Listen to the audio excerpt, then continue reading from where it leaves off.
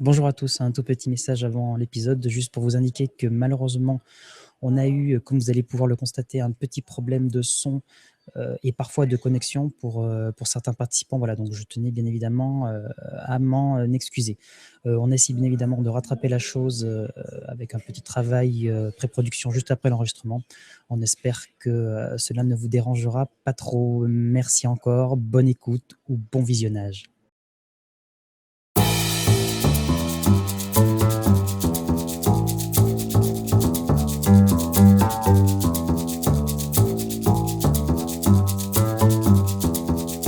Analytics SEO Web Bistro, épisode numéro 8. Bonjour à tous, bienvenue chez Analytics SEO, toujours à Twickenham. Aujourd'hui, une table ronde avec des têtes nouvelles et des personnes qui ont déjà participé à nos podcasts. J'ai nommé Eric Mercier, Guillaume Eouzan et pour la nouvelle tête, David Libert. Bonjour messieurs. Bonjour. Bonjour. Alors, je vais commencer évidemment par vous demander de vous présenter un petit peu. On va commencer par toi, Guillaume. Alors, Guillaume Eouzan, toujours, ça change pas. Créateur, fondateur et gérant de Mindfruits, de l'agence Mindfruits, et à côté de la plateforme de e-learning web stratégie Oncle Web, et toujours auteur du livre Web Marketing aux éditions Omni. Voilà, j'ai fait simple. Très bien, parfait. Et donc aujourd'hui, de quoi tu souhaiterais parler avec On va aborder un petit peu la thématique, une petite synthèse sur tout ce qui s'est passé avec Starbucks, entre Michel Augustin et Starbucks, d'essayer de voir comment est-ce qu'ils ont monté toute cette opération, ce buzz en ligne, et d'essayer de voir l'utilisation du digital et du social média de façon assez géniale. Donc je vais vous faire une petite synthèse de tout ce qui s'est passé, comment ça s'est passé, ce que ça leur a apporté, ce que ça leur a rapporté, et pour une somme qui est très modique. Voilà. Parfait, une jolie petite étude de cas, je pense. Ouais, assez sympa. David, bonjour. Est-ce que tu peux te présenter en quelques secondes, s'il te plaît? Bonjour, donc David Libert, moi, je suis chef de projet web pour les éditions Atlas sur Lausanne et responsable du référencement web naissant pour les éditions Atlas. Voilà, puis en fait, je voulais répondre à ta question, quelles étaient nos problématiques, et moi, c'est comment on accompagne un groupe ancien sur le digital et sur le référencement, et comment on impulse cet effort-là au sein d'une société qui se met sur le digital et les réseaux sociaux.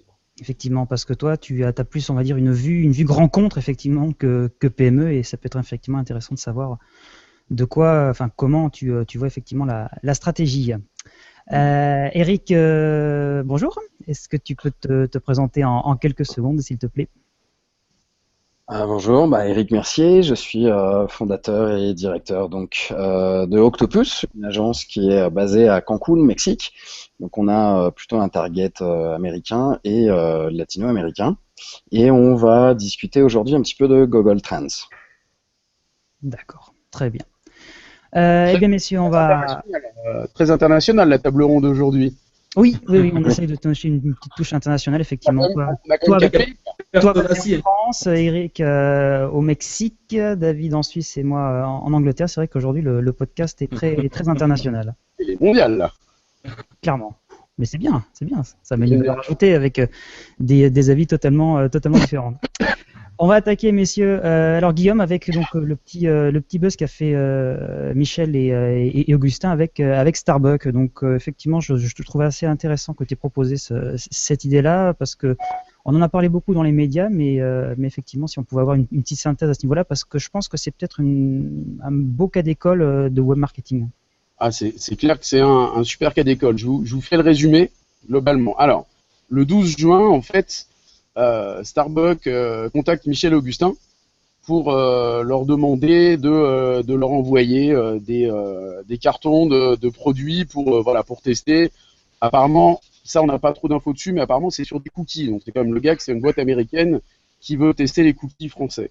Donc oui, on est le 12 parce juin. Que juste une petite chose que tu peux dire et rappeler ce qu'est Michel et Augustin, pardon. Alors, Michel Augustin, c'est à la base des fabricants de yaourts au tout début, qui se sont mis effectivement derrière à développer toute une gamme autour soit de tout ce qui est laitage, de ce qui est biscuits, gâteaux et compagnie, distribuer beaucoup, ils misent bien par tout ce qui est Monoprix gourmet, ils ont un ciblage grand distrib qui est pas mal. Ils ont commencé à s'implanter aussi, ils essaient de s'implanter dans pas mal de réseaux type café, type ce qu'ils souhaitaient, c'était Starbucks. Faut savoir que c'est une société qui a une dizaine d'années, qui n'a jamais fait de communication média, sauf depuis l'année dernière, et qui s'est fait connaître systématiquement en faisant du buzz. Le premier buzz de Michel et Augustin, en général tout le monde s'en souvient, c'était le deux créateurs qui s'étaient baladés à peu près nus, qui avaient fait des photos sur les quais du métro à Paris avec juste une peau de vache, un petit carré de gazon posé sur un quai. Ils avaient fait la une de Capital avec ça. Voilà, c'était leur coup de com', il était là. Ils ont démarré dans un petit 2 pièces, et puis ça s'est mis à se développer parce que vous savez que leurs produits sont très bons. C'est la base quand même.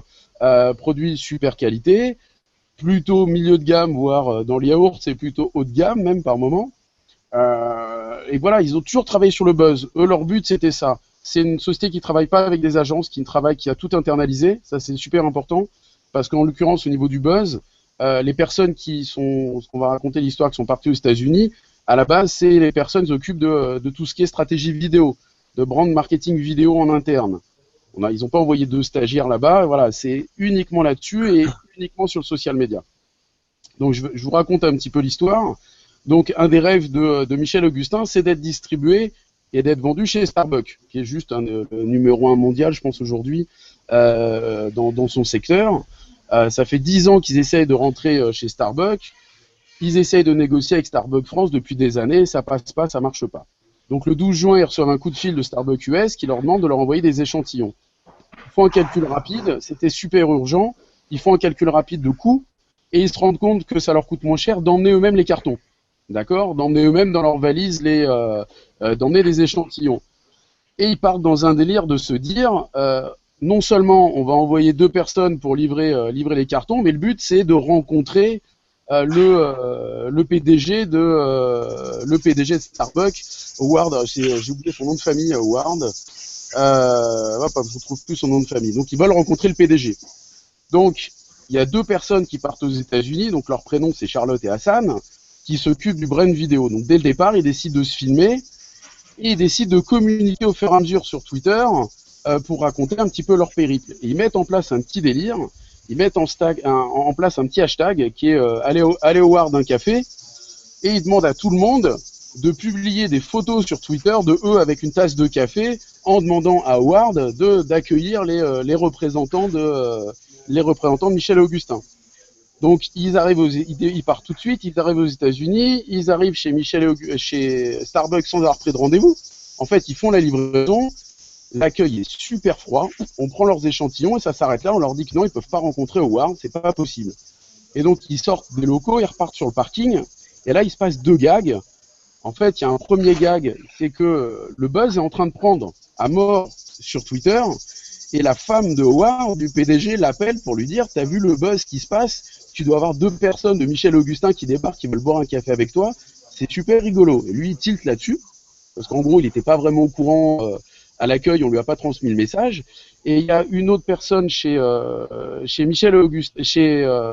Starbucks qui a découvert Michel Augustin, qui s'appelle de mémoire. Alors, attends, j'ai essayé de noter le nom que je vais pas retrouver, mais bon, c'est un des responsables de Starbucks. Il les rejoint sur le parking et finalement il les récupère en disant venez, on va voir Howard et vous allez boire votre café avec Howard.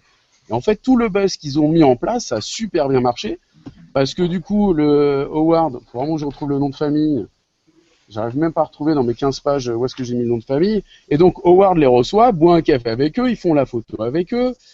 Et derrière, il leur dit, dans 1 ou 2 jours, j'organise un truc en interne avec 500 collaborateurs, vous allez délirer, présenter le produit. Et ils se retrouvent 1 ou 2 jours après devant 500 collaborateurs à présenter leur produit. Ils font même danser les gens, voilà. Et ça part en buzz complet. Et le truc, c'est là où j'adore les Américains. Donc le coup de fil de Starbucks, c'était le 12 juin. Ils rencontrent 2-3 jours après Howard. Il faut savoir que les biscuits Michel Augustin sont distribués déjà dans une vingtaine de Starbucks maintenant à New York depuis le 22 juin. Ça veut dire qu'entre le coup de fil de départ, ils se déplacent, ils y vont, ils signent un pré-contrat et c'est distribué, ça a pris 10 jours. En France, en 10 jours, t'as même pas un rendez-vous, quoi. Et donc, tout le délire est parti comme ça. Et le truc qui est énorme, c'est que je me suis amusé à regarder, j'ai réussi à récupérer tout un stock de stats pour voir ce que ça avait donné très concrètement. Et je vous donne les stats, c'est assez énorme. Donc, ils ont publié 9 vidéos sur Facebook, YouTube, Twitter. Ils ont eu 1 500 000 vues. Derrière, au niveau des photos, tweets, tous les gens qui se prenaient en photo et tweetaient la photo, il y en a eu plus de 1500 avec le hashtag aller au boire d'un café. Derrière, ils ont récupéré, il y a eu plus de 3000 utilisations du hashtag. Ils ont récupéré 10 000 nouveaux fans sur Facebook. Ils ont récupéré 1000 abonnés supplémentaires sur la chaîne YouTube. Et tout à l'heure, là, je faisais le compte, 130 articles dans la presse qui sont rediffusés sur le web, qui donnent 135 000 résultats dans Google quand on tape Starbucks et Michel et Augustin. 130 articles dans la presse. Moi, j'ai regardé pour la France, les articles, c'est Le Figaro, Parisien, Challenge, voilà, c'est que du lourd. Donc, ils ont une retombée qui est juste monumentale. Et non seulement ils se font un coup de com', mais c'est ce coup de com' qui leur permet de signer un contrat. C'est là où c'est génial. C'est-à-dire que sans le coup de com', ils n'auraient jamais signé Starbucks comme ça. Voilà, et Starbucks a trouvé effectivement le délire tellement barré, tellement énorme que ça leur a plu au niveau image. Il faut savoir que là, en plus d'être distribué, je lisais un truc, ils ont un camion qui tourne dans New York parce qu'il faut recruter, parce qu'il faut que ce soit fabriqué sur place. Donc, ils sont en train de recruter des gens pour Michel Augustin Starbucks aux États-Unis, des pâtissiers pour faire les gâteaux. Donc, il y a un camion qui circule dans New York. Et là, donc, le test, il est sur 20 ou 30 trucs à New York, 25 Starbucks à New York, 10 à Paris. Donc, c'est pareil, ça, c'est le gag. Michel Augustin n'arrivait pas à être distribué dans les Starbucks à Paris. Ils sont passés par New York, et New York a dit à Starbucks France, vous testez. Voilà. Alors que depuis 10 ans, ils essayaient de choper par la voie normale Starbucks France, à mon avis, en envoyant des mails, en passant des coups de fil, et ça marchait pas. Et ils partent en live, ils se font un énorme coup de com' pour eux, et grâce au coup de com', grâce au délire, ils récupèrent un contrat, et un coup de com' qui est juste phénoménal. Je veux dire, il y a Starbucks qui les prend aux États-Unis, à mon avis, il va pas y avoir que Starbucks. Et c'est ça que voilà, l'idée de parler un petit peu de ça, c'était ça, c'était de se rendre compte qu'en voilà, avec pas grand chose finalement, ils ont mis en place une belle stratégie, mais qui est pas si complexe. Je veux dire, les mecs, ils partent aux États-Unis, ils racontent leur délire en faisant des photos et des vidéos. Ils font en sorte que la communauté trouve le délire très marrant et se mettent à tweeter à mort avec une petite tasse de café. Il y a des gens qui ont été, moi j'ai regardé des photos, qui ont été chez Starbucks à Paris et qui sont pris en photo avec le mug Starbucks et qui avaient pris des biscuits Michel et Augustin et qui ont les deux. Donc les gens ont vraiment poussé le truc assez loin. Ça a des retombées qui sont juste monumentales en termes de communication et d'image. Et c'est ça que moi j'aime beaucoup. Après, le fait qu'ils gèrent ça en interne, c'est très très bon. Parce qu'on va être clair, pour moi, nous on travaille avec des petits comptes, des moyens comptes et des grands comptes. Mais en termes de stratégie social média, pour moi je dis toujours, même si nous on peut amener une réflexion stratégique, il faut que ce soit managé avec de l'interne. Parce que voilà, l'émulation, elle se fera vraiment en interne. Et c'est ça qui va être intéressant et qui est très très important. D'accord. Vous m'entendez toujours? Ouais, j'ai une rupture d'image là. Ouais. Oui, pas de problème. On t'entend toujours. Donc, alors, effectivement, donc c'est une belle histoire, mais alors, je peux pas m'empêcher de penser, est-ce qu'il y aurait quand même pas un facteur chance qui pourrait rentrer là-dedans? Et surtout, est-ce que ce buzz justement ne s'est pas vraiment fait grâce à justement, j'ai l'impression qu'il y avait quand même une très grosse base au niveau communautaire. Alors, à la base, je regardais, ils avaient 24 000 fans sur leur page. Ils ont une belle communauté. Après, ils ont une image. Ils sont tellement dans le délire à chaque fois que les consommateurs, ils s'en amusent. Et donc, tout le monde trouve ça rigolo de faire ce buzz. Le facteur chance, il est juste sur la fin. Sur le fait que finalement, le PDG ait été au courant du buzz et dit « Ok, c'est bon, je les reçois ». Le facteur chance, il est juste là. Parce que tout le reste, c'est pas un facteur chance, c'est vraiment un facteur stratégique. Ça a été bien monté, leurs vidéos sont très bien faites. Faut savoir que les deux loustiques, Charlotte et Hassan, ils sont pas arrivés chez Starbucks habillés normalement, ils sont avec le tablier Michel et Augustin. Donc voilà, tout a été construit pour. Donc là-dessus, il aurait eu le buzz de toute façon. La cerise sur le gâteau, c'est effectivement le fait, en plus d'avoir été reçu, que les Américains trouvent ça très marrant, organisent une petite convention avec 500 salariés en 2 jours. Ça, faut être américain pour faire ça. En France, tu dis un grand groupe, exemple, Édition Atlas. Tu dis, tiens, on organise un truc avec tous les salariés, on fait ça après-demain. Voilà, alors, il est en Suisse, mais bon, c'est pareil, on est en Europe, ça marchera pas, quoi. Ça marchera pas, on n'arrivera jamais à monter ça. Voilà, là, il y a le côté américain derrière qui ressort immédiatement. Les mecs, ils y vont, on envoie le délire. Et eux ont profité de ce coup de com' pour se faire un coup de com' aussi. Faut pas se leurrer. Donc pour moi, il n'y a pas le facteur. Le facteur chance, il est juste sur la fin, sur le fait que quand ils sont arrivés à l'accueil, sans rendez-vous, sans rien, pour filer les cartons, bah, à l'accueil, on leur a dit non, vous rencontrez pas Howard, il y a autre chose il a autre chose à faire, et qu'effectivement, derrière, il y a le numéro 2 ou 3 de Starbucks qui était au courant du truc, qui descend en courant, qui les chope sur le parking. Alors, je sais plus, il y en a qui disent sur le parking, d'autres dans le taxi, je sais pas trop quoi. Enfin, moi, ils se sont fait rattraper à la dernière minute, quoi. Ouais, moi j'ai lu l'interview de la petite Charlotte qui a fait ça. Elle dit que c'est voilà, sur le parking, le mec les a rejoints sur le parking et que la femme du PDG l'appelle en disant t'as vu le buzz des petits Français qui veulent prendre un café avec toi. Le facteur chance, il peut être là. Voilà, il peut peut-être être là. Mais après, ils auraient quand même récupéré leurs 10 000 fans, les milliers de vues, etc. Ça veut dire que le système est pas construit pour miser sur la chance. La chance, ça a été un peu la cerise sur le gâteau derrière. Après, on va être clair. Eric, ouais, pardon, Guillaume, tu crois que tu peux répéter ce buzz automatiquement à n'importe quel... Non. Avec n'importe quelle entreprise. Voilà, c'est ça. Donc sur le web, c'est le premier. C'est le premier qui fait le délire. Par contre, ce qui va être drôle, c'est que je pense qu'il y a plein de boîtes qui vont vouloir s'en inspirer et qui, à mon avis, vont pas arriver à faire ça. Parce que il faut. Voilà, exactement. Mais ouais, mais il faut aussi une nature interne. Le délire, le buzz, les idées décalées, c'est une nature chez Michel et Augustin. Faut pas rêver. Ils ont toujours fait ça. C'est-à-dire, ils ont un budget com depuis 1 an et encore, il est très light. Ils communiquent très peu par les médias classiques. Voilà, leur délire, il est là, c'est de faire des buzz comme ça. C'est dans leur ADN, c'est dans leur nature. Voilà, exactement. Faut que ce soit dans l'ADN de l'entreprise. Mais oui. Après, il peut y avoir des boîtes qui peuvent le faire, mais dire là, imagine une boîte qui peut être distribuée chez Starbucks et qui veut faire le même coup, faut pas rêver non plus. Faut pas rêver non plus, quoi. David, si tu devais retenir la stratégie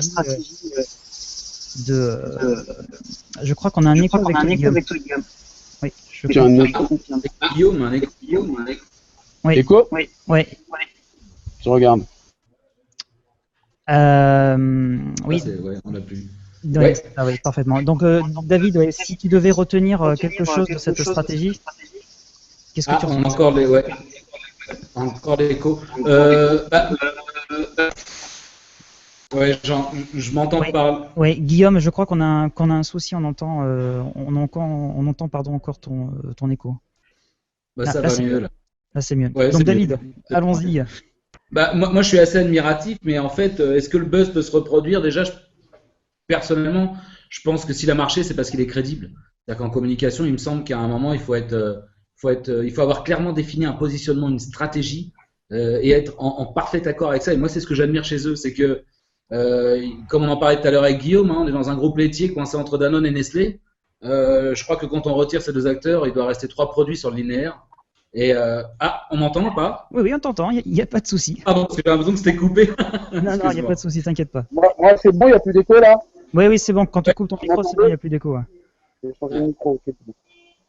Et ce que j'adore, c'est que ces gars, ils sont partis justement sur ce positionnement de dire, enfin, c'est l'impression que j'ai, moi je connais pas leur com, mais quand on est dans un univers comme ça, le gros univers agroalimentaire et tout, avantage produit, bénéfice client, c'est un peu ce qu'on retrouve dans toute cette communication. Le yaourt, c'est bon pour le corps, les os, la peau, les papilles. Mais eux, ils sont complètement sur autre chose, justement. C'est ça que j'adore, c'est qu'ils cassent complètement ces codes. Et ce qui est intéressant, c'est qu'en se la jouant un peu artisan, on fait ça dans notre cuisine, inconsciemment, je pense, on installe l'idée d'un produit qui est forcément bon. Donc, on n'a presque même plus besoin forcément d'aller communiquer sur ce terrain-là. Et sur leur packaging, ce qui est génial, c'est qu'on voit bien, on parle des anecdotes de Michel et d'Augustin qui font du vélo. Enfin, je veux dire, on n'est pas du tout sur une communication orientée sur le produit, les caractéristiques produits et tout. Et c'est pour ça que je pense que le buzz y prend, c'est que dès le départ, ils ont su tellement bien réfléchir à leur ADN, à ce qui les constitue, qu'on a l'impression que tout ce qu'ils vont faire va être au final très cohérent avec leur stratégie. Et quand ils vont justement, à New York, ils y vont avec un petit book de leurs fans. Ils vont rencontrer une marque qui n'est pas n'importe quelle marque, qui est une marque qui elle aussi est très forte sur les réseaux sociaux et qui forcément ça fait écho, quoi. J'ai l'impression que j'en ai, quoi. Donc je pense que si le buzz il marche, c'est parce que tout ça reste très cohérent et qu'ils ont bien compris qui ils étaient et je crois qu'ils ont su choisir un nom qui est assez génial à ce niveau-là, quoi. Ouais. Ils ont fait dès le départ. Quand la boîte se crée en 2004, ils n'ont pas un rond. Il n'y a pas les réseaux Ça. sociaux, il n'y a pas le digital. Donc, dès le départ, ils ont compris qu'il fallait faire des buzz pour passer dans la presse, pour passer dans les médias. Et ben maintenant, C'est ça. c'est dans leur ADN de faire du délire. Et du coup, ils utilisent les réseaux sociaux. Ils ont aussi compris le coût et la rentabilité de retour sur investissement potentiel des réseaux sociaux. C'est Ouais, entre c'est faire clair. une campagne comme parfois de télé qui coûte un bras et de se faire ce délire-là, qui au départ leur coûte rien, parce qu'ils calculent qu'envoyer 2 cartons là-bas, bah, ça leur coûte le même prix qu'envoyer 2 personnes avec les biscuits dans les valises. Donc globalement, il n'y a Et même pas ce de qui est frais génial, supplémentaires. Ah oui. mais ce qui est génial, c'est qu'ils auraient pu se dire, bon, bah, on y va avec notre valise. Non, tout de suite. Et tout de suite, ils se disent, bah, on y va avec une caméra, avec nos fans. Et enfin, quoi qu'ils fassent, ils ont une stratégie qui est tellement claire que quoi qu'ils fassent, ils le font de manière évidente, quoi. On les voit dans l'ascenseur, au moment où elle se fait rembarrer par les vigiles. C'est clair. Elle dit, putain, je savais que c'était une idée à la con. C'est pas coupé. Parce qu'il y a cette proximité qui est inscrite dans leur histoire et c'est pas coupé. On les voit dans la chambre d'hôtel en train de parler et se dire, enfin, ils n'ont pas grand chose à dire parce qu'ils sont crevés, ils sont complètement décalés, en décalage horaire. C'est pas coupé. Voilà, on est dans cette proximité et moi je suis admiratif de ces voilà qui savent pondre une stratégie très cohérente et du coup ensuite bah, tout simplement la multiplier et quel que soit le canal utilisé, au final être capable de faire un truc génial. Mais le truc, c'est que je sais même pas comment ils ont même pas pondu une vraie stratégie dès le départ, parce qu'ils ont le coup de fil le 12, ils partent direct, quoi. Donc, c'est-à-dire qu'en gros, en 2 jours, ils ont pondu un délire, et c'est limite, à mon avis, c'est dans l'avion où ils ont dû réfléchir à tous les détails. Enfin, voilà, ils étaient en freeride complet. C'est ça qui est génial, quoi. Mais je pense que limite, c'est mieux. Eric, la simplicité, c'est, enfin, pardon, la clé, c'est peut-être justement la simplicité de cette stratégie en fait qui a fait son petit effet en fait, comme disent Eric, pardon, Guillaume et David. Bah, je crois qu'il y a deux en fait, éléments. Oui, voilà, je crois qu'il y a 2 éléments vraiment super méga importants et que beaucoup d'entreprises devraient faire. L'honnêteté. Ils sont honnêtes avec eux-mêmes, ils cachent rien. Comme tu disais, ils ont rien coupé au final. Ça, les gens, ils adorent l'honnêteté, quoi. Et puis, ils n'ont pas fait un branding de produit. Ils ont fait juste un branding de marque. Et ça, je crois, ça couplé à l'honnêteté, je crois que ça peut que marcher. Je pense que le rendez-vous avec Howard Schultz, c'est le nom de voilà. Je crois que c'est un petit coup de chance aussi, quoi. Enfin, je pense qu'il y aurait eu beaucoup de probabilités qu'ils auraient de pas avoir le rendez-vous. Ils l'ont eu, génial pour eux. Je crois qu'ils le méritent vraiment. Mais je crois l'ADN à l'intérieur de leur bureau, je pense qu'ils doivent se fendre la poire tous les jours aussi. Et je crois que c'est ça la recette miracle. Maintenant, l'appliquer à d'autres pseudo-stratégies, je crois que ça marchera absolument pas. Par contre, avoir du culot et être honnête avec ses fans, je crois que ça marche à tous les coups. Ça peut être le truc à retenir. Remettre une stratégie comme ça, faut pas rêver. Mais par contre, se dire qu'on peut utiliser les réseaux pour moi, je dis toujours qu'il faut du contenu pour les réseaux sociaux et malheureusement, les 3 quarts des gens diffusent sans contenu. Même nous, ça nous arrive d'utiliser des trucs qui finalement le contenu est pas parfait et loin de là. Et eux, moi, il y a un truc qui marche très bien, c'est le storytelling. En gros, c'est l'histoire pour raconter des histoires. Et je pense que là, il y a des possibilités de raconter d'autres histoires sous d'autres formes, mais de raconter des histoires, oui, et plus passionnantes que quand je vois les posts Twitter de tous les mecs qui nous disent je suis à l'aéroport de ceci. Je dis, bah, s'en fout, t'es au chiottes du machin, c'est pas mes oignons, quoi. Malheureusement, les gens ne comprennent pas vraiment qu'on peut effectivement se marrer à raconter des choses, parfois même du quotidien, qui peuvent être marrantes. Nous, on fait un délire au bureau, on est sur Aix-en-Provence.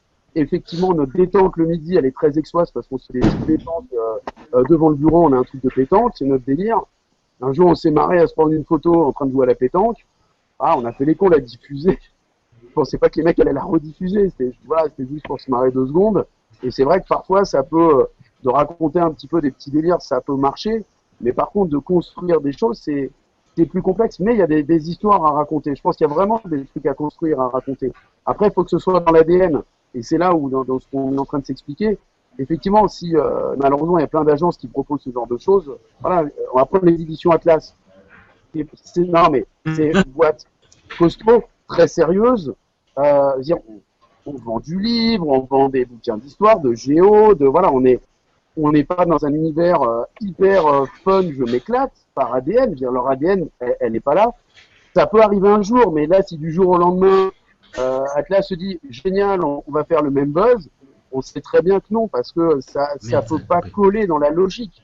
Mais par contre, raconter des histoires de rentrée scolaire, raconter des histoires de bac, de bachelier, il y aurait certainement des trucs à faire. Là, il y aurait certainement, mais il faudrait que ce soit en lien avec le truc. Ok, merci, messieurs, merci. On va conclure sur ce sujet, ma foi, fort intéressant. Et on va passer à toi, David. Ouais, excuse-moi, mais en fait, j'ai des petites coupures. Vous m'entendez? Oui, David, on t'entend, il n'y a pas de souci. On perd l'image, mais on t'entend. Il n'y a pas de souci. Ouais, je suis désolé, je suis sur un iPad. Il n'y a pas de souci, on sent que c'est l'été quand même. Hein. Il y a les connexions qui sont un petit peu en train de lâcher part et d'autre, et puis il n'y a qu'à voir l'arrière-plan de Guillaume. D'ailleurs, il me semble bien qu'on entend les cigales en fond, mais bon. Ouais, mais c'est ça, en fait, l'écho, c'est les cigales, elles sont violentes là en plus. Ouais, mais c'est pas grave, ça donne une petite touche ouais. d'été à cet épisode. Donc, toi, David, donc effectivement, toi, tu avais plus envie de nous faire partager ton expérience en termes de stratégie, plus particulièrement, SEO, mais par contre, là, d'un point de vue grand compte, en fait. Parce que, autant dans une PME, bon, les stratégies sont effectivement assez établies, même s'il y a une ligne directrice plus ou moins commune, mais autant grand compte, c'est peut-être un petit peu différent quand même. En fait, oui, et puis surtout, mais ça rejoint complètement ce que disait Guillaume, hein, c'est que la stratégie SEO, oui, bon, ça c'est important, faut l'appliquer, la mettre.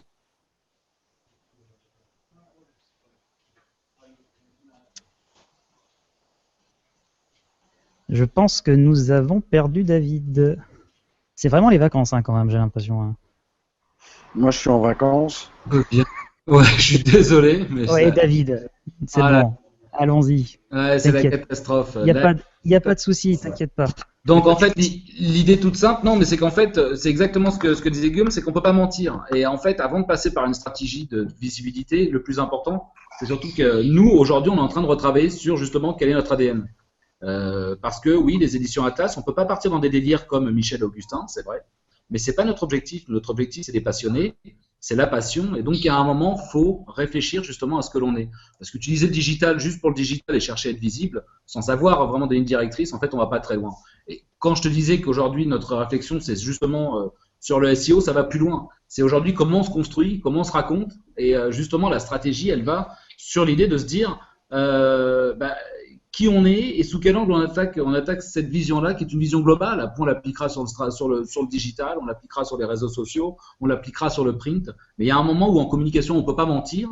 Et oui, pour ne pas mentir, il faut un moment se recentrer, savoir quelle est notre histoire, savoir la raconter et à ce moment-là la décliner. Et du coup, fatalement, on va accroître une visibilité parce qu'on sera identifié sur un axe clair. Nous, typiquement, oui, autour de l'histoire, autour de la passion, on peut être amené à générer énormément de contenu, mais encore faut-il savoir lequel et pour dire quoi et dans quel sens. Donc voilà, la grosse difficulté que nous on rencontre aujourd'hui, c'est comment on fait passer une entreprise qui est habituée à du massif, c'est-à-dire 17 millions d'emailing, c'est-à-dire du print sur 17 pays, comment on passe de cette stratégie très gros distributeur à un moment comment on bichonne nos clients, comment on se raconte,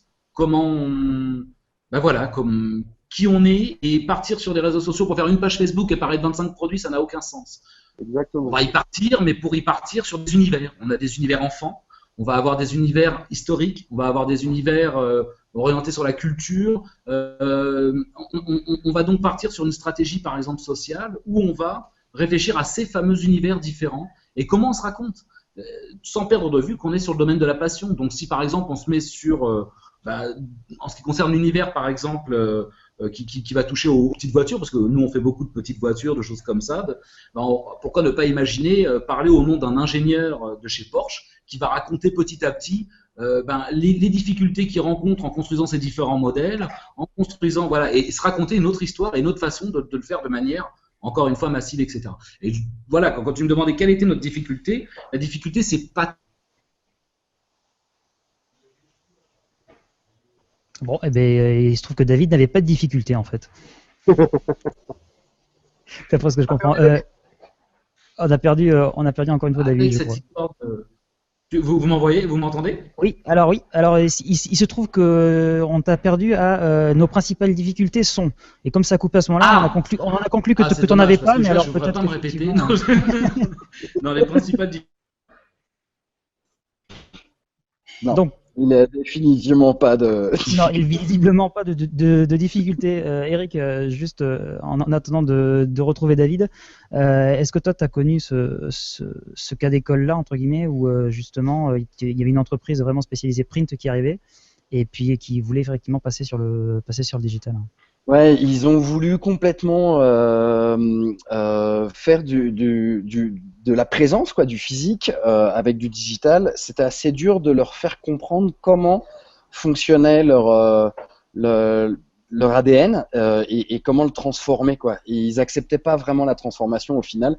En gros, ils voulaient passer de faire des livres à distribuer des flyers dans la rue, quoi. C'était un petit peu ça. Et mais on a réussi à faire quelque chose un peu similaire, ça veut dire plutôt des univers pour parler à un target bien défini, au lieu que ça soit de vraiment des produits. Ce que je disais, c'était effectivement le même, à peu près le même souci, simplement que évidemment je ne travaillais pas en interne puisqu'on est une agence, mais le client avait beaucoup de mal à interpréter là où on voulait vraiment aller sur justement des univers et pas vendre son produit. Ouais. Surtout qu'en Amérique du Sud, ils sont très attachés à la vente directe et non pas de branding, quoi. Donc c'est un peu compliqué des fois. Ouais, tout à fait. Mais c'est vrai que ça c'est quand je repasse un peu plus près, on se verra un peu mieux.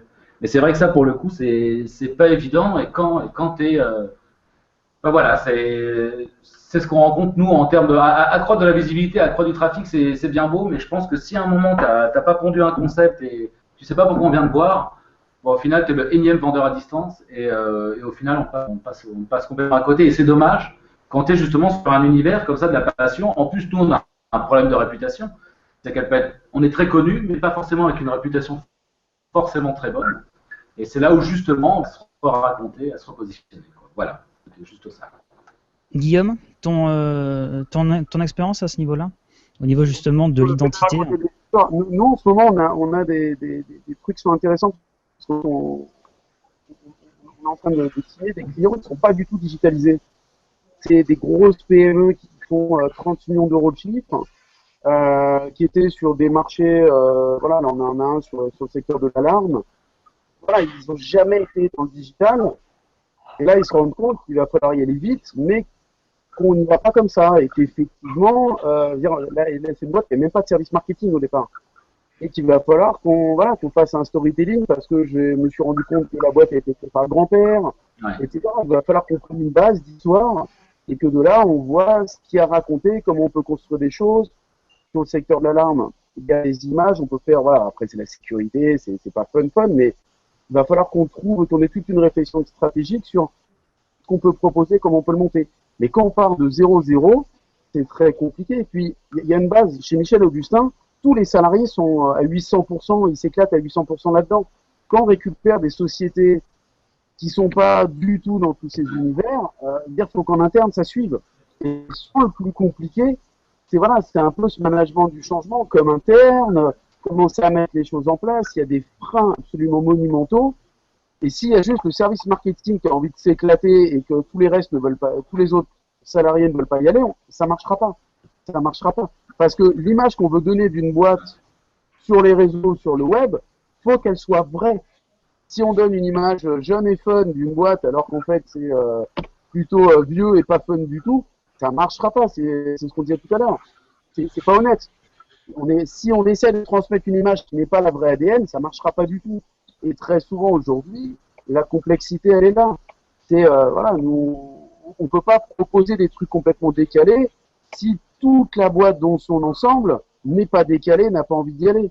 Sinon, ça collera pas. Et moi, ma vision, elle est là, et qu'aujourd'hui, ça devient très compliqué d'emmener, voilà, il y a des entreprises, il y a un gros travail en interne à faire, en com interne, et puis il faut y aller step by step. Moi, je jure, moi, j'ai l'avantage, enfin, c'est comme à partir où on a 40 ans, on n'est pas né dans le web, parce que le web n'existe pas. Voilà, moi, à la base, je suis statisticien, j'ai fait de la com, j'ai fait du marketing, je fais de l'économie d'entreprise, et même si aujourd'hui je fais du web, je renie pas mon passé. Ça veut dire que je suis toujours dans l'éco d'entreprise, dans la stratégie marketing globale. Eh ben, il faut emmener les entreprises, mais ça prend du temps. Et qu'effectivement, quand moi j'ai des boîtes qui débarquent en me disant il faut une page Facebook, voilà, c'est non, c'est pas, il faut pas une page Facebook, il faut une stratégie globale, il faut faire une réflexion positionnement, mais s'il faut qu'on repositionne, ça prend du temps, et il faut que toute la société suive derrière. Et c'est limite, il faut faire plutôt des conférences en interne, des speeches en interne, et puis il faut pas faire peur, faut y aller tranquillement, sinon ça marche pas. J'imagine, c'est leur ADN, quoi. David, j'imagine que ce que tu es en train de dire, Guillaume, c'est un peu ton quotidien en interne, effectivement, de toute cette pédagogie que tu dois faire effectivement vis-à-vis des départements qui ont été habitués à travailler sur du print, par exemple. Absolument, et puis alors print, et puis sans forcément se poser, parce que nous, on n'a pas réellement de concurrents. C'est-à-dire, on fait du livre, on fait de l'affiche, on fait de la petite voiture, on n'a pas, à chaque fois on nous dit mais quels sont vos concurrents, c'est compliqué, on en a pour chaque secteur. Si tu veux. Mais voilà, sur 17 pays, en Allemagne, on n'en a pas terriblement, en Angleterre, pas vrai. Donc à un moment, on est habitué à ne plus s'interroger. Alors là, je parle, attention, je vois de mon point de vue, je ne suis pas non plus dans les arcanes de la direction marketing et tout, mais on le voit bien, à un moment, on n'est pas bousculé, quoi. Et puis à un moment, on commence à être bousculé parce que là, on commence à avoir des Amazon, des gens comme ça, et nous ne racontons rien de plus que on est bousculé, forcément. En plus, nous, on a un principe de collection. Donc, on s'engage sur quelque chose, même si cet engagement peut être cassé constamment. Donc, effectivement, il y a le besoin de bousculer un peu les positions. Et puis, ce que dit pas mentir en communication. C'est juste impossible. Hein. On peut faire à la manière d'eux, à la façon d'eux, mais ça ne dure pas très très longtemps. Quoi. Ok. Très bien, messieurs. On va passer au dernier sujet. Donc à toi, Eric, où tu avais envie de nous parler un petit peu de Google Trends. Oui, effectivement, il y a eu une actualisation il y a quelques semaines maintenant, je crois, de Google Trends, où ils sont passés en temps réel. Moi, je l'utilise beaucoup. Généralement, en temps réel, c'est plutôt pour voir mes résultats, puisque quand déjà c'est en haut des publications, ce genre de choses, c'est déjà trop tard, quoi, puisque c'est en temps réel. C'est un peu difficile de réagir après. Par contre, je crois que c'est de nouveau un outil qu'on peut utiliser. Je ne sais pas si vous l'utilisez tous les jours, mais je l'utilise un peu plus maintenant depuis que c'est temps réel. Et puis j'ai remarqué aussi qu'il y avait beaucoup plus de statistiques réelles sur les villes, par exemple, sur des endroits plus précis, alors qu'avant c'était vraiment plus global. Et du coup, moi, ça m'aide beaucoup, en tout cas pour une stratégie de contenu, de recherche de mots-clés. D'accord, tu peux me donner un exemple spécifique ? Par exemple, je peux voir que Google Trends, avec Michel et Augustin, Starbucks, ça n'a pas fait un buzz vraiment réel sur Google Trends. Par contre, Michel et Augustin, ça, en France, ça parle beaucoup, et notamment à Paris.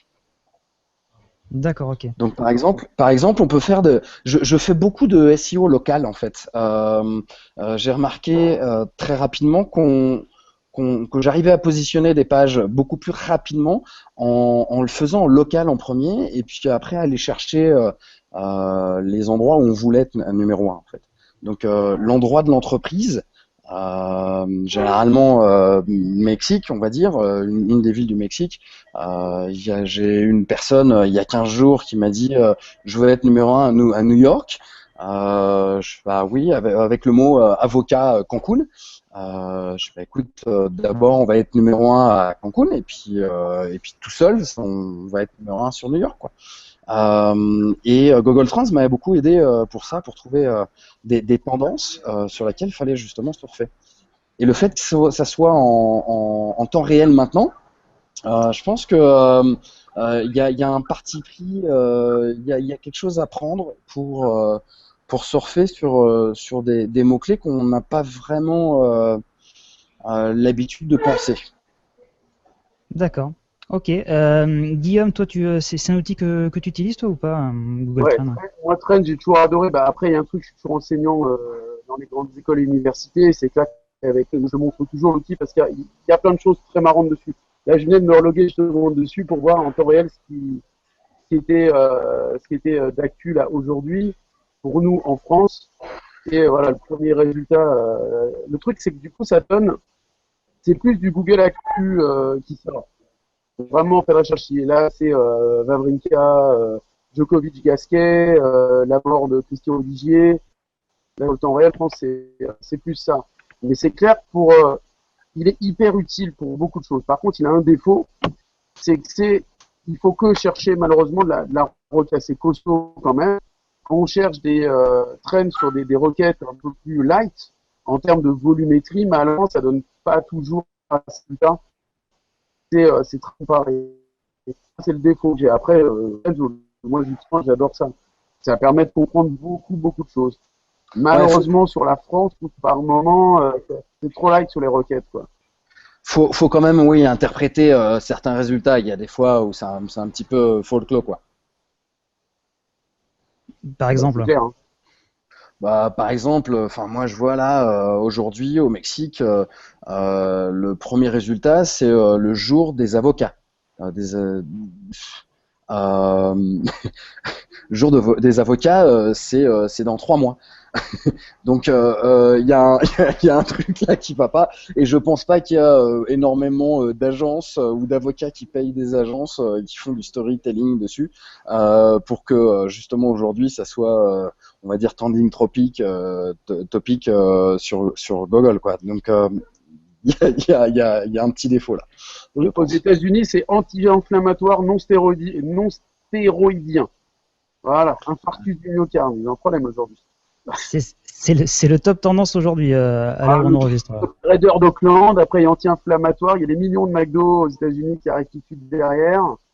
Ouais, mais c'est moi le côté recherche. Dans ce cas-là, je vais dans Google Actu, ça me donne quand même pas mal d'infos aussi. Mais par contre, c'est vrai que c'est marrant. C'est quand même super récent, hein, parce que ça remonte à mi-juin, hein, la mise à jour là, avec le temps réel. Je pense que les gens ne sont pas du tout habitués à l'utiliser. Mais je pense que vraiment il y a un parti vraiment, il y a quelque chose à faire depuis cette mise à jour. En plus, c'est un petit peu plus joli qu'avant, Oui. ce qui est pas désagréable. Mais je crois que c'est un outil qu'il faut pas oublier, quoi. David, je sais pas si tu nous entends. J'ai vu qu'on a eu une petite coupure. Tu as eu encore une petite coupure. Par contre, oui. Pas de souci. Est-ce que toi, Google Trends, c'est un outil quand même que tu utilises au quotidien un petit peu? Non, très honnêtement, non. Enfin, moi, je vais utiliser les tendances de recherche, oui, bien sûr, mais absolument pas aujourd'hui en temps réel, parce qu'on n'est pas justement sur l'actualité à ce point-là. Mais par contre, à titre personnel, moi, je trouve ça super intéressant. Et merci Eric pour l'info, parce que je savais pas du tout qu'il est passé en temps réel. Et justement, l'idée, c'est quoi? Enfin, j'ai entendu ce que tu disais, mais est-ce que du coup, on peut aller plus rapidement se positionner sur de l'actualité avec, est-ce que du coup, une tendance ne finit pas par faire que les SERPs sont très occupés et que du coup, ça devient compliqué de se positionner? Bah, en fait, moi, je l'utilise plus non pas pour être surfer vraiment sur l'actualité, mais pour pouvoir construire consolider, on va dire, du contenu qui est déjà recherché. Donc grâce à ça, il y a un petit peu de travail dans les réseaux sociaux par exemple. Et puis faut que le texte soit vraiment très optimisé SEO. Au bout d'une pyramide de 20-30 articles, je te jure que les autres articles que tu sors, ils sortent tout de suite en haut, quoi, en première page. c'est assez rapide. Donc, se baser sur ça pour construire un contenu solide, je crois que c'est un truc vachement intéressant. Mais c'est pas bête, et tu vois, justement, nous, un truc, à un moment, les éditions Atlas, c'est pareil, on donne l'impression d'être figé dans cette espèce de, voilà, on est des encyclopédies, mais il y a 3 semaines, on a fait rentrer comment dire, on a fait rentrer des résistants au Panthéon. Et nous, justement, on vend plein de choses sur l'histoire. C'est justement à ce moment-là que tu dois mettre en stratégie de contenu en disant, faut rebondir là-dessus. Justement, on a fêté, et nos marronniers seront différents. C'est-à-dire que nous, nos marronniers, c'est pas la fête des pères, c'est pas la fête des mères, tu vois. Ça va être justement de rebondir sur la date anniversaire. Et c'est là où justement, effectivement, on va observer cette tendance et se coller à l'actualité. Même pour une entreprise, on peut justement traiter l'actu et savoir. Je pense qu'on l'a compris, même si on l'a encore perdu à nouveau, j'ai l'impression, mais effectivement, je pense que son objectif c'est. Ah, tu es là, d'accord, parce que ça coupait pas mal. Pas de souci, pas de souci, Eric. Ouais, je suis désolé, hein. Je ne sais pas ce qui se passe entre les montagnes suisses. Ouais, Bastien, à chaque fois que tu critiques ma connexion d'internet, je suis à San Cristóbal de las Casas, au milieu des montagnes, et c'est la seule connexion qui tient la route, quoi. C'est vrai que t'as pas été coupé une seule fois. Exactement. Ah non, bravo. Guillaume, pour conclure là-dessus, donc effectivement sur ce que disait David, c'était quand même relativement intéressant, à voir que peut-être que ça peut te permettre vraiment de rebondir vraiment sur l'actualité, limite. Moi, j'avais créé un concept en fait en marketing, un truc qui s'appelle l'embouche marketing, qui est le marketing d'embuscade. Moi, avec le web, j'avais créé l'embouche marketing d'actualité, que fait par exemple Sixt dans la location de voiture. Le moindre truc d'actu politique ou pas qui passe, boum, il balance un visuel. Ils se font un délire là-dessus. Les éditions Atlas, je m'amusais, je naviguais sur le site. Voilà, et je regarde là, la mise en avant de la 4 chevaux de la police de Paris. Ça peut être le fait de lister pour chaque produit la date anniversaire, exemple la 4 chevaux, quand est-ce qu'elle a été construite, et de se faire, voilà, on fait telle date, c'est le jour anniversaire, on a notre base de données, et à chaque fois, on essaie de se déclencher un petit délire là-dessus. Tous les fans de la 4 chevaux. Voilà, moi je sais que la première voiture de ma maman, c'était une 4 chevaux. Ah ouais, tout à fait. Mais tu as raison, après, bon, la France a un vrai contenu, nous, les autres pays internationaux, on a nos fiches produits et rien d'autre. Hein. Donc il y a toute cette stratégie de contenu à mettre en place. Typiquement, c'est ça. C'est un moment, aller capter un public là où on s'y attend pas. C'est-à-dire aller capter un public qui se renseigne sur un sujet. Ouais. Comment, excuse-moi? Ouais. Toi, tu as le salon d'auto et à Paris que tu as Rétromobile tous les 2 ans. Rétromobile, tu as la vieille bagnole, du vieux bus, du machin, boum, c'est parti. Édition Atlas et Rétromobile, boum, quoi. Ouais. Et tu contribues comme ça, je pense aussi à construire une image. C'est-à-dire que quand tu viens capter des publics, là où ils s'y attendent pas, mais sur des requêtes proches de leurs demandes, hein, de leurs besoins informationnels, tu viens les capter, se dis tiens, mais qui c'est? Ah, on rentre, on s'y intéresse. Ah ben merde, je savais pas du tout, tu vois, qu'il était capable de m'apporter un contenu sur ça. Et petit, référence dans mon boulot. Mais effectivement, un peu de ton schéma. Vous m'entendez? Oui, très mal, David.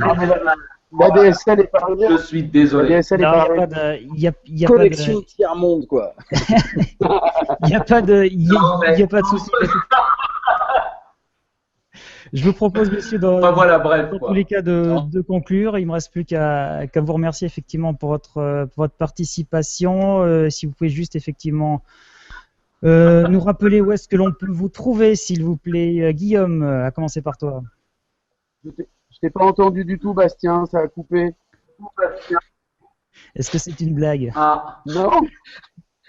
Non, mais venez faire le podcast au Mexique, il y a les meilleures connexions. Non, Guillaume, je disais juste que donc on va conclure. Et donc, est-ce que tu peux nous rappeler, Guillaume, où est-ce que l'on peut te retrouver, s'il te plaît? On peut nous retrouver l'agence sur notre site mindfoot.biz, sur oncle-web.com, dans toutes les bonnes librairies pour le livre, Amazon, Fnac, partout. Et puis sur le web, sur YouTube, voilà, on en retrouve un peu partout. Parfait, merci. Eric? Moi, vous pouvez me retrouver sur mon blog de l'agence qui s'appelle octopus.mx. Et puis voilà, principalement, vous pouvez me retrouver là. Merci En à toi. espagnol. Et en espagnol, évidemment. David? Dans une grotte, on peut le retrouver dans une grotte. Bon, alors moi, j'ai pas écrit de livre et j'ai pas d'agence, hein. Donc il y a les éditions Atlas, mais sinon je suis sur Twitter et c'est David _Libère.